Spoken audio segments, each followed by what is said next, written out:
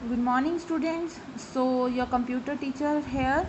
So, I am back again for part 2 of your chapter number 7 spreadsheet.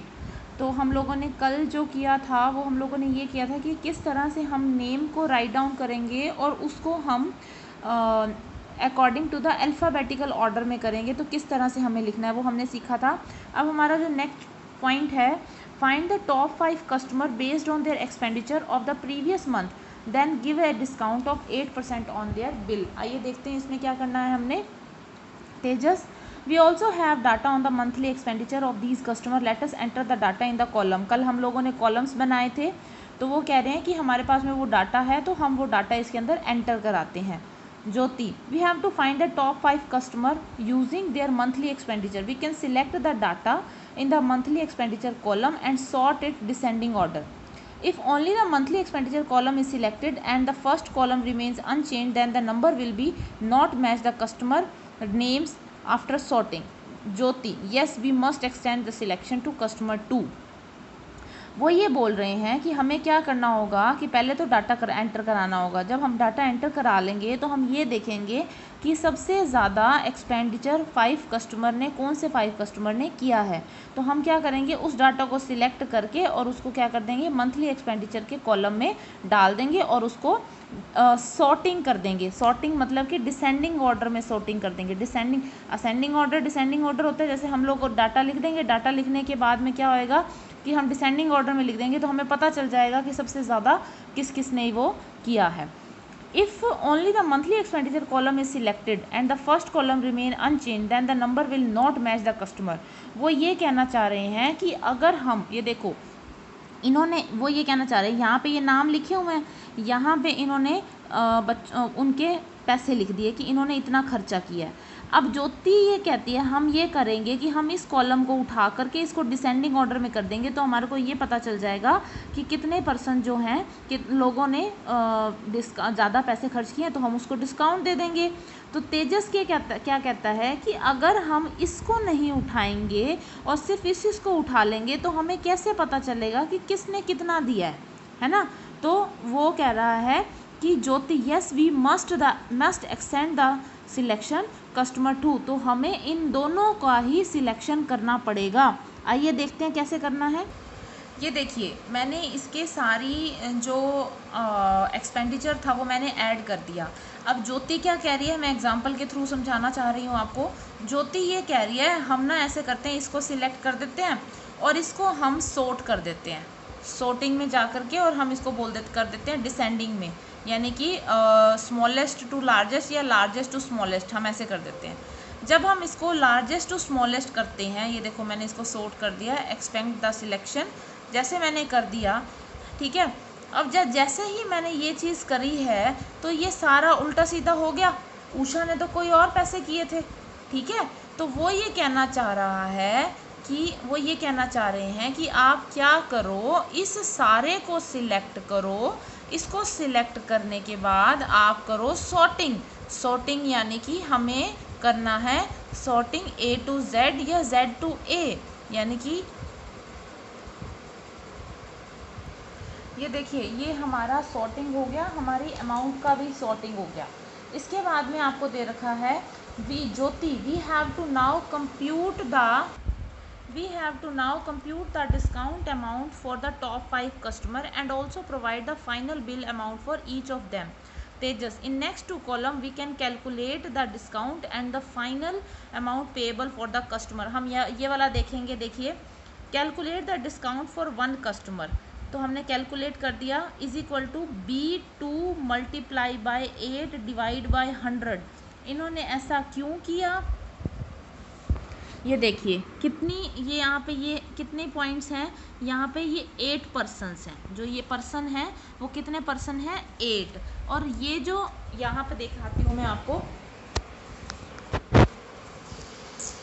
ये देखिए ये कितने पर्सन है हमारे पास में, जो ये टोटल पर्सन है ये हमारे पर्सन है 8। इन्होंने फॉर्मूला लगाया है यहाँ पे, फॉर्मूला ये देखिए अब हम क्या करेंगे, हमारे पास मैंने ऐसे तरह से लिस्ट बना ली है।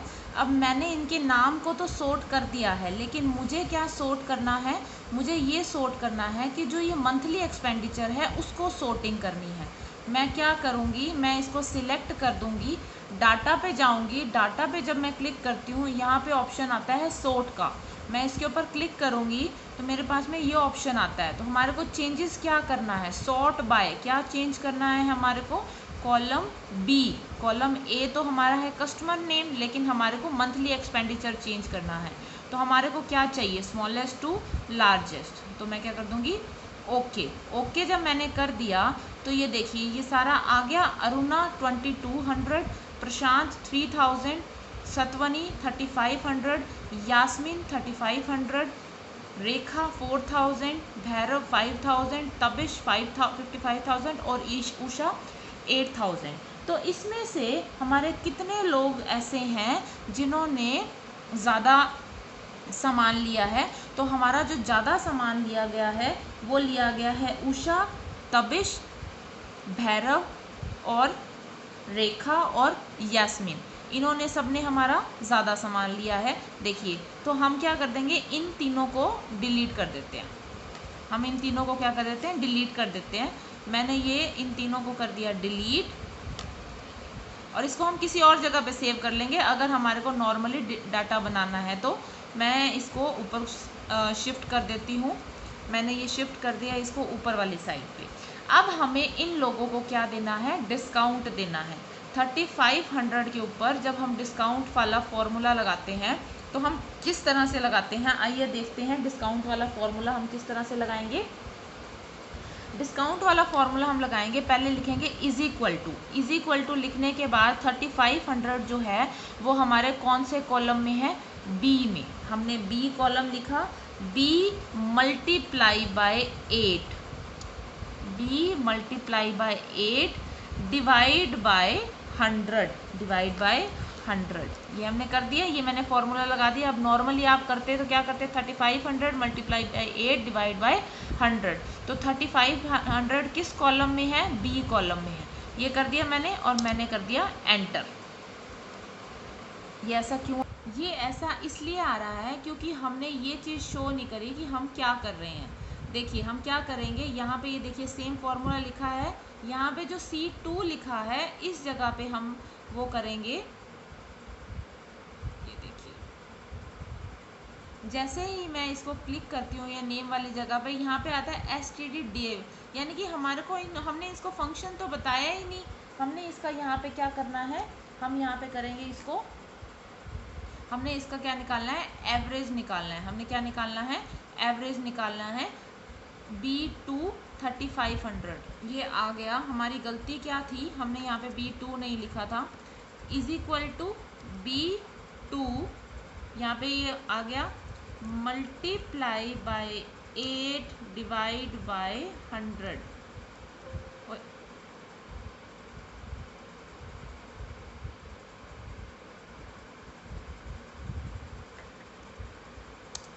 ये देखिए मैंने एंटर किया, जैसे ही 280 आ गया। अब मैं क्या करूँगी, 280 पे क्लिक करके इसको ड्रैग कर दूँगी, ये सारा हमारे पास में आ जाएगा। अब हम इसमें से 280, 3500 में से 280 हमें क्या कर देना है, माइनस कर देना है। तो मैं यहाँ पे क्या करूँगी, इज इक्वल टू, मैंने लगा दिया is equal to B2 minus C2, ठीक है, एंटर कर दिया। तो हमारे पास में डिस्काउंट लगा करके क्या आ गया, 3220। एज इट इज़ मैं इसको ड्रैग कर दूंगी। तो ये हमारे लोग ऐसे हैं जिनको हमें क्या देना है, जिनको हमें डिस्काउंट देना है, और डिस्काउंट देने के बाद उनका बिल इतना बनेगा, ठीक है। इसके बाद हमारा थर्ड पॉइंट ये आता है कि हमें इस डाटा का ग्राफ बनाना है। तो मैं ग्राफ बनाने के लिए क्या करूँगी, सबसे पहले मैं जाऊँगी इंसर्ट पे। इंसर्ट में जाने के बाद में मेरे पास में ऑप्शन दे रखा है चार्ट्स का। ये देखिए मेरे पास बहुत सारे ऑप्शंस हैं चार्ट के। तो सबसे पहले मैं इन सारों को कॉपी कर लेती हूँ। कॉपी करने के बाद में मुझे जिस तरह का जो भी चार्ट चाहिए मैं सिलेक्ट कर लूँगी। लाइक मुझे ये वाला चार्ट चाहिए, मैं ये सिलेक्ट कर लूँगी। तो ये देखिए ये जैसे ही मैं सिलेक्ट करूँगी तो ऑटोमेटिकली जो मेरा चार्ट है वो क्रिएट हो जाएगा। ठीक है, ऑटोमेटिकली मेरा चार्ट जो है क्रिएट हो जाएगा। बाय चांस मुझे कोई और डिज़ाइन लेना है चार्ट का, तो मैं कोई भी चार्ट का डिज़ाइन यहाँ पे क्रिएट कर सकती हूँ। लाइक मुझे ये चार्ट लेना है, तो ये देखिए मुझे ये वाला चार्ट लेना है, तो मैं कोई भी चार्ट इसके अंदर से चेंजेस कर सकती हूँ। हमारा नेक्स्ट पॉइंट आता है इसके बाद में हमारा नेक्स्ट पॉइंट आता है, फिफ्थ पॉइंट जो हमारा आता है, हमारे को इसके अंदर फॉर्मेटिंग करनी है। अब फॉर्मेटिंग किस तरह से करनी है, मुझे जो ये कस्टमर नेम है ना वो एक लाइन में चाहिए, यानी कि ये जो मेरा देखिए ये मेरा एक्सेल की जो शीट है वो ये इतनी है और मुझे अब कस्टमर नेम इसी के अंदर चाहिए। तो मैं क्या करूँगी कि मैं कस्टमर वाले पे क्लिक करूँगी, कस्टमर नेम पे क्लिक किया मैंने। क्लिक करने के बाद जैसे ही मैं होम पे जाती हूँ, मेरे यहाँ पे आता है रैप टेक्स्ट। जैसे ही मैं रैप टेक्स्ट पे क्लिक करती हूँ तो ये देखिए मेरा कस्टमर नेम किस तरह से आ जाता है। आ गया मेरा कस्टमर नेम इस तरह से। अब मेरे को इसको क्या करना है, ये थोड़ा सा टेढ़ा है तो मैं इसको सीधा कर देती हूँ। देखिए अलाइनमेंट में यहाँ पे ऊपर ऑप्शन दे रखा है आप टॉप अलाइन। जैसे ही मैं टॉप अलाइन पे करती हूँ तो ये देखिए ये ऊपर वाली साइड आ जाता है। ठीक है, इसी तरह से ही मेरे को मंथली एक्सपेंडिचर को करना है। इसी तरह से मैं मंथली एक्सपेंडिचर पे मैंने क्लिक किया, मैं करूँगी रैप टेक्स्ट। इसको मैंने रैप टेक्स्ट कर दिया। मैं अपना कॉलम को जो है वो थोड़ा कम कर देती हूँ। ये देखिए अब रैप टेक्स्ट हो गए, बिल्कुल क्लियर दिख रहा है। सेम अगर मैं डिस्काउंट 8% के ऊपर क्लिक करती हूँ, मैंने इसके ऊपर क्लिक किया, then I will do again wrap text. ठीक है, अपर टॉप राइट पे मैं जाती हूँ तो ये आ गया मेरा final bill wrap text and top right. Clear है सबको। इसके बाद में हमारे को जो लगता है तो मैं इसके थोड़े से रो को जो है वो कम कर देती हूँ, जिससे क्या होगा कि ये हमारा स्पेस कम लेगा। ठीक है, इसके बाद में मैं इसको क्या कर दूँगी, ऐसा बोल्ड कर दूँगी कि कोई भी पर्सन इसको आसानी से पढ़ सकता है। सिलेक्ट करूँगी, बी पे क्लिक करूँगी, ये मेरा बोल्ड का ऑप्शन हो गया। ये मेरा जो कलर है वो बोल्ड हो गया। अगर मैं इसके कलर्स को चेंज करना चाहूँ तो मैं यहाँ से ए पे जैसे भी क्लिक करूँगी तो मेरे इसके कलर जो हैं, कोई भी कलर मैं लेना चाहूँ वो मैं कलर कर सकती हूँ। ठीक है, इसके बाद हमारा ऑप्शन आता है कि अगर मान लो मुझे इस फाइल को प्रिंट करना है, तो प्रिंट करने के लिए मुझे क्या करना होगा। सबसे पहले तो इस चार्ट को मुझे उठा करके अपनी वाली फ़ाइल के नीचे लेकर के आना है। उसका रीज़न ये है कि जो हमारे को इसमें दिखाई नहीं देता है, लेकिन हमारा चार्ट इस टाइम पे 2 पेजेस पे आया हुआ है।